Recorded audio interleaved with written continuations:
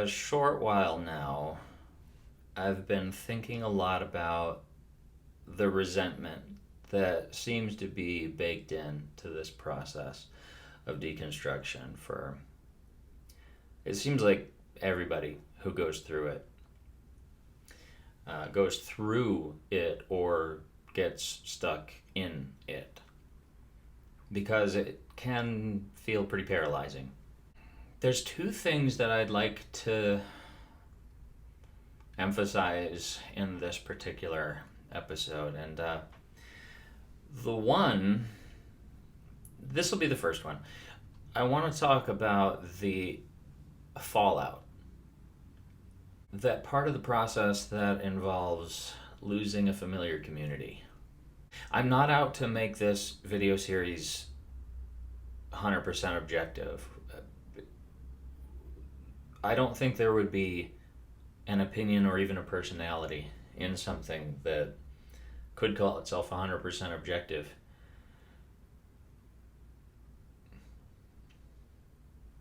But I hope that regardless of where you're at as one listening to what I have to say, I hope that at least in relative terms, you could say that I've been handling these videos with some fairness. The truth is, the truth is, there's so much to process and try to come to terms with, to try to reckon with. If you've been through a process that left you feeling smothered, I don't think smothered is the best word, but it'll work. Feeling voiceless. And just to return briefly to what I was talking about in the college years, rules-based reality and culture of control. I have a feeling that those episodes hit differently depending on who was watching them.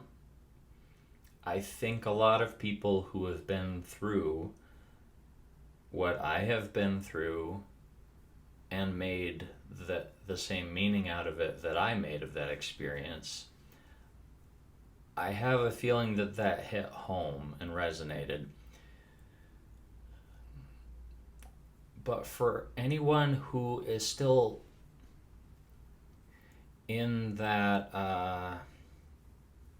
that type of church life,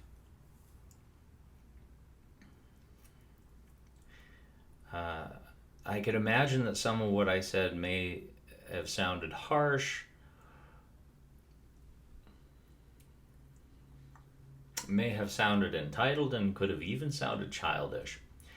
And that's actually part of why I make these videos, because I don't, because we're living in a time that's very strange to me. It seems we live in a time where there's no room for nuance. There's only room for binary party line perspectives, it seems like, a lot of the times. And so I'm not asking anybody watching to change their own belief system, but I believe that you can believe what you believe and still have some room in your heart to accommodate the fact that you're going to deal with people who don't all see things the same way. And that they don't have to be your project to reform them.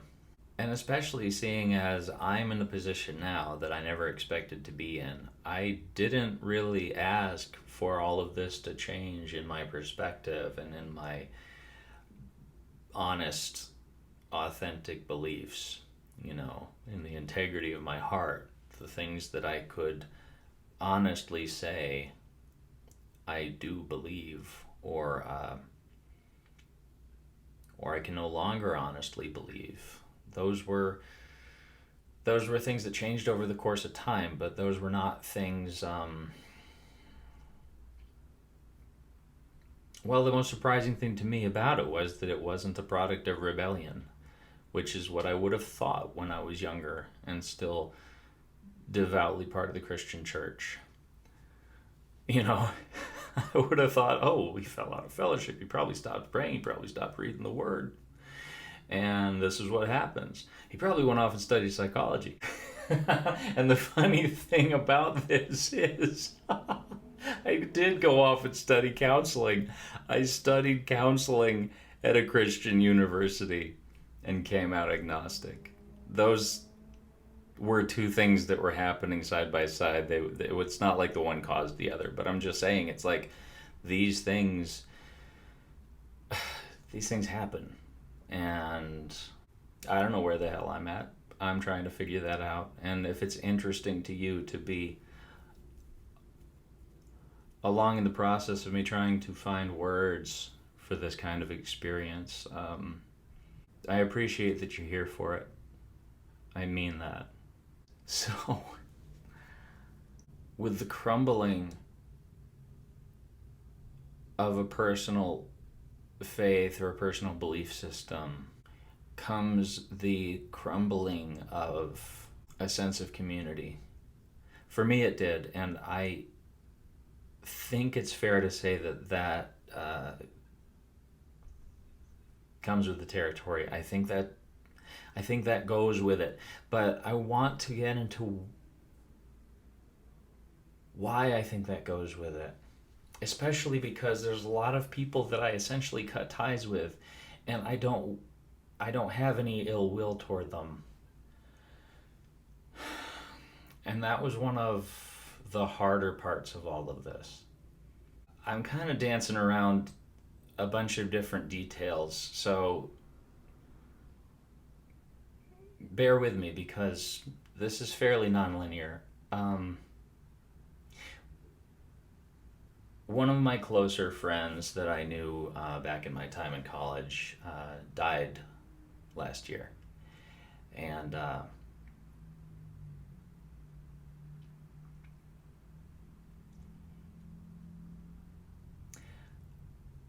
I'm kind of just glad that I heard about it, because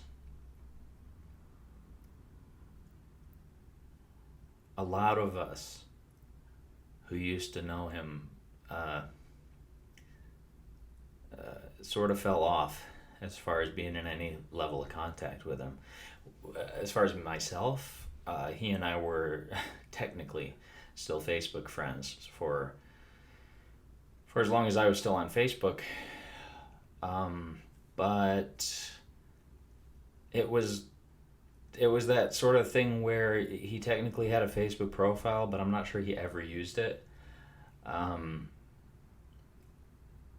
The last time I would have seen him was at a friend's wedding. I was a groomsman, and I heard that he was going to be in attendance at the wedding. He ended up calling in, to at least wish the groom well on the day of, but he wasn't able to make the trip. And let me first say that whatever I'm about to say next is speculation. It's speculation, because I don't know. But I have wondered over those years when we were no longer at PCC, but he was still alive. I have wondered if he was going through a process similar to what I've gone through in the years since, which, in a nutshell, is simply just recognizing that a lot happened that that there was a delayed response in processing. And not in so many words, in those previous episodes, I described feeling voiceless. I described allowing myself to be controlled, with the understanding that if I had chosen to, I could have withdrawn and gone to some place that didn't feel so smothering or micromanaging, a place that didn't feel so controlling. Yes, that was an option, but it was an option I didn't take. And so one person's perspective might be, well, Jeremy, you've got nobody to blame but yourself. But for a moment, don't look at it in terms of who deserves blame. Look at it in terms of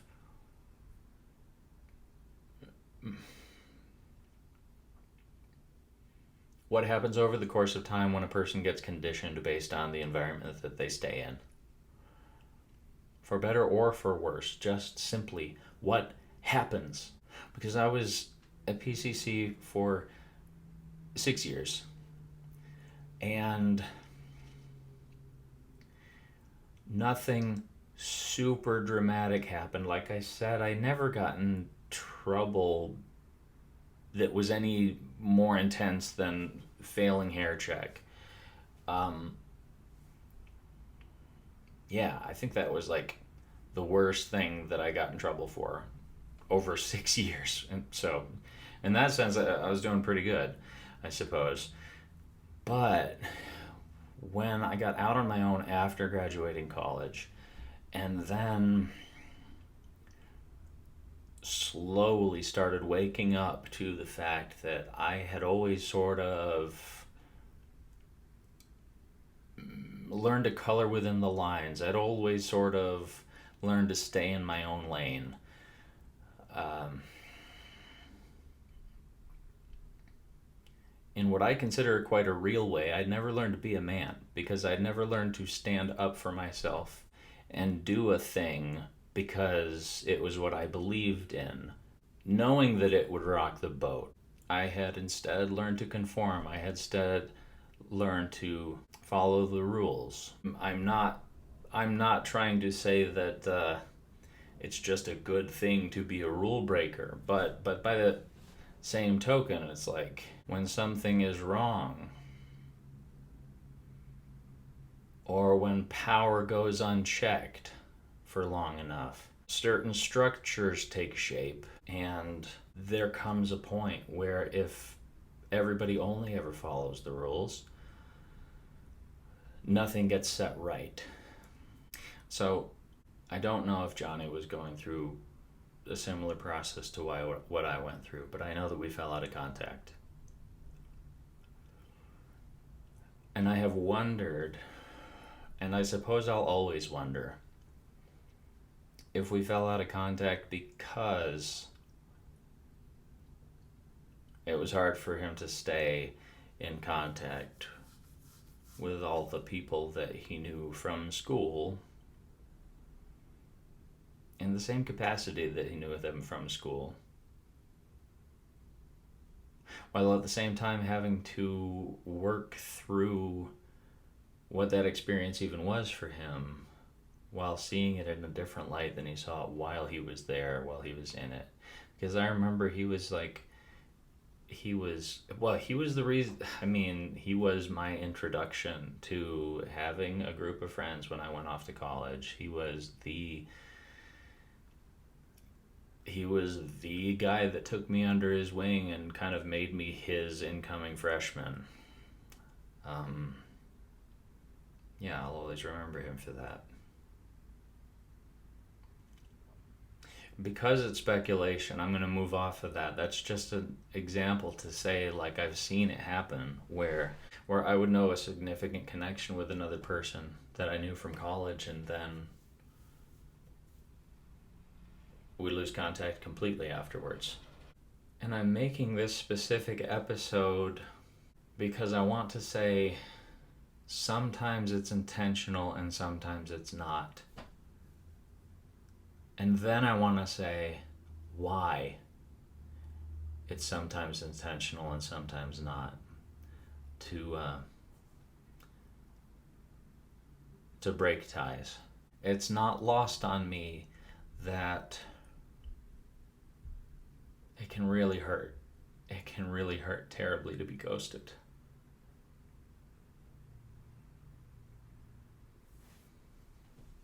And that's what makes this part painful, because anytime that I've had to walk away from my own well being, I know that I haven't been the only person in the picture.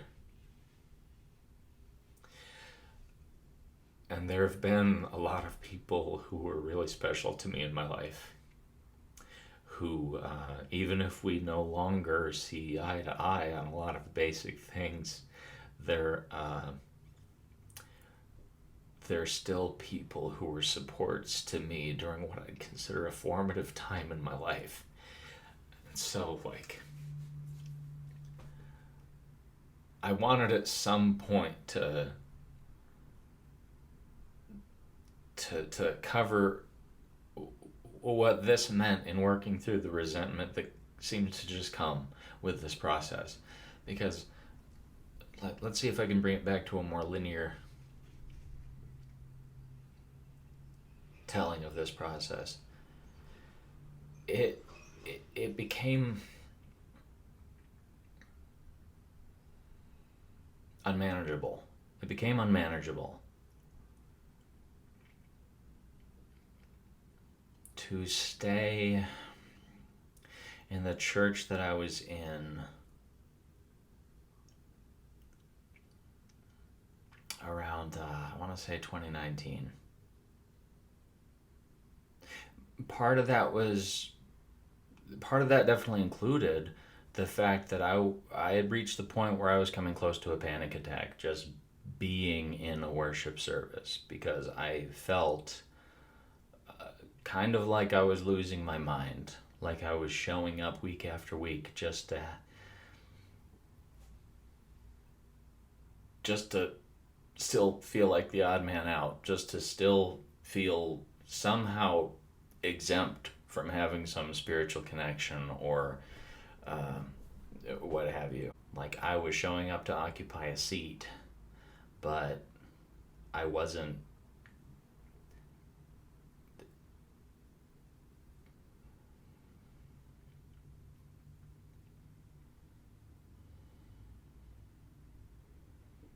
But like the power cord was unplugged.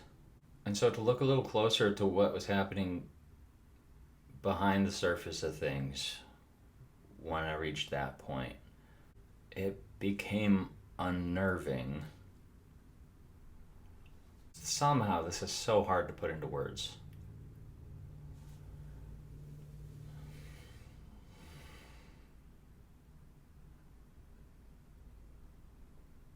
It became unnerving to keep showing up as if everything had stayed the same.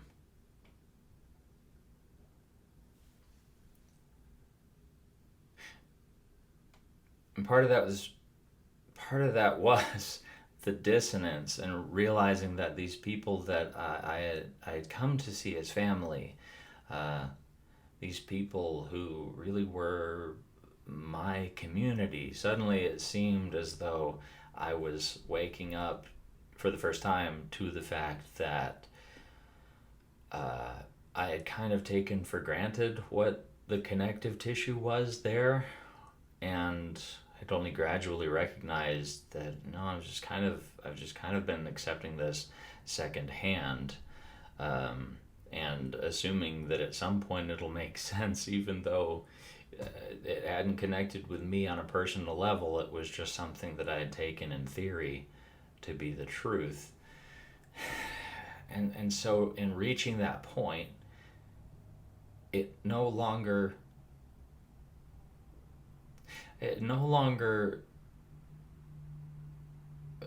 well, like I said, it became unmanageable. It no longer felt manageable to stay there. And part of that too was that I was asking questions that my friends weren't asking. I was looking for answers to things that weren't weighing on my friends. And that made it very uncomfortable for me to try to determine who I could even talk to after leaving the church. And this is important to understand too, in knowing what this was like for me individually, because I am an individual. I'm not just a person going through deconstruction. And for myself as an individual, I was really sensitive to that prospect of saying or doing anything that would sort of draw a line in the sand and say, here I am on this side of it, and there you are on that side of it. It was hard to imagine telling any of my friends, let alone my family, that I don't believe anymore. It was a thing. I've sort of said this before. It was a thing that I always assumed was going to stay the same. I wish I could think of a good analogy for it. Maybe it's a good analogy to say, imagine growing up hunting with your dad and your brothers, and then visiting one year and having to tell them you've become a vegan. You would hope that they would accept you as you are, but you would also recognize that this wasn't just a simple exchange of facts or some sort of descriptive life update. You'd recognize that they would see that there was a trickle down effect of this affecting things in your relationship. And of course, when it came to a Christian faith, like that would not only be so much of what up until that point we'd had in common, but it would also be like acknowledging and even placing a divide because of how you're conditioned in that environment to see people who walk away. I know I've been garbling some of the scriptures that I've been trying to reference in some of these episodes. Like I've been getting them mostly right, but like with a couple of words off. I think for those of you who recognize the ones I'm talking about, you likely enough know what I meant to say anyways. But there was another one, and I can't really remember this one, but it was a verse that had to do with people walking away from Christ or from the church after having believed at one point, and said something about there being no more, I don't think it said no more forgiveness, but like no more sacrifice available to make for them, which I think I've heard interpreted a couple of different ways. The heavier of which meaning that that there are some who would take that to mean that if you walk away, there's no coming back. So yeah, it's like it's a higher stakes thing to walk away and then to tell your friends about it because you know, some of them would think, oh well, I guess the devil got this one. I guess old Satan won Jer's soul. But then almost just as upsettingly would be the others who, like, you know, and this is hard. It's hard to know the culture enough to know that my friends are not talking about me to my face the way they're talking about me to each other. That they're, some of them, waiting for me to reach a breaking point where I'll be repentant and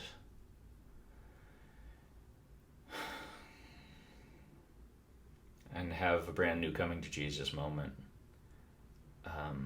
That part's hard because it's such a divide. It's such a divide for me to be familiar with where my mindset was at and how I would have been feeling that way if a friend of mine was in the position that I find myself in now. I imagine that I would end up just keeping that person in prayer and waiting waiting for them to hit rock bottom. Because in my mind, it would have been as simple as that. I'm thankful to say that after I left my church, I gradually did start stepping out on a limb enough to tell certain friends what was going on. It was gradual, but occasionally it would happen, and I'd feel comfortable enough to say, this is what's going on with me. Have you ever been through anything like this? You open to talking about it? It'd be really helpful for me to just be able to process some of the dusty boxes that are in the attic of my mind right now. And I'm really thankful that I found that I still had a good handful of friends who were still part of the church, still devoutly Christian, who showed me a lot of grace and not judgment in just hearing where I was at and what I was trying to figure out and all that. And of course, they were coming at it from the perspective that it would click at some point and I'd find my way back. And I'm not upset about that because I know that they truly believe that. If they truly believe that, wouldn't they want that for me too? But it was not the same way when I found myself cutting ties largely with, most of the people that I had known in college. Cutting ties with the friends who were more than just acquaintances from that college period of my life. Some of that happened by way of natural drift because we did have our own lives, and when you're no longer living in the same dorm or in the same town, you do fall out of sync with the rhythm of each other's life, and that's okay. But I also knew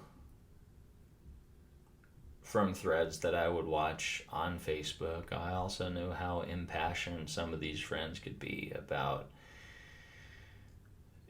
defending their stance on whatever issue, whatever religious orientation they had, and all those things. And I knew that I knew first of all that I wasn't in the same place as they were,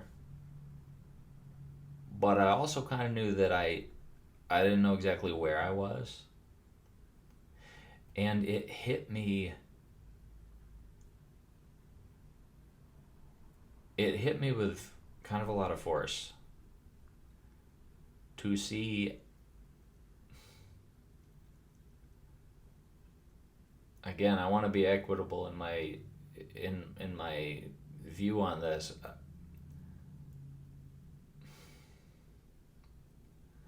Because what I could experience as an attack could be what one of them would experience as a rousing debate. They might even consider it a good-natured, playful debate. Playful is a weird word for that, but I think you follow what I'm saying. But for me, it wasn't so. For me, I was, especially when I can take somebody's words more the way they mean them if they're speaking to me and we can see each other face to face. When it's on a text thread on something like Facebook, there's enough missing that some of those things can become nightmarish to me, even if I've known the person for a long time. It can sound cold and indifferent. It can sound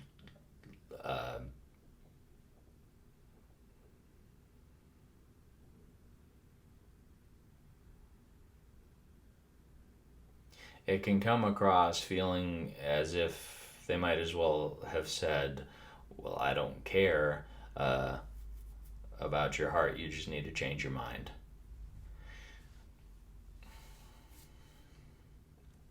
And so because I knew that we weren't operating from the same fundamental assumptions about things, and because I knew that I had to figure out those things for myself before I'd even be able to stand on a specific perspective, it eventually became overwhelming to try to stay in the tension of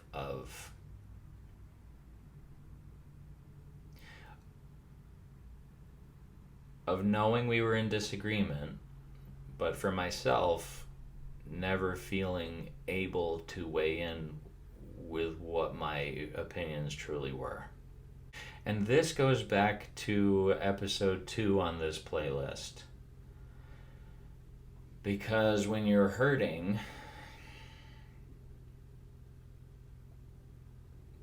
I think you do need to excuse yourself from the pressure that situation becomes for you.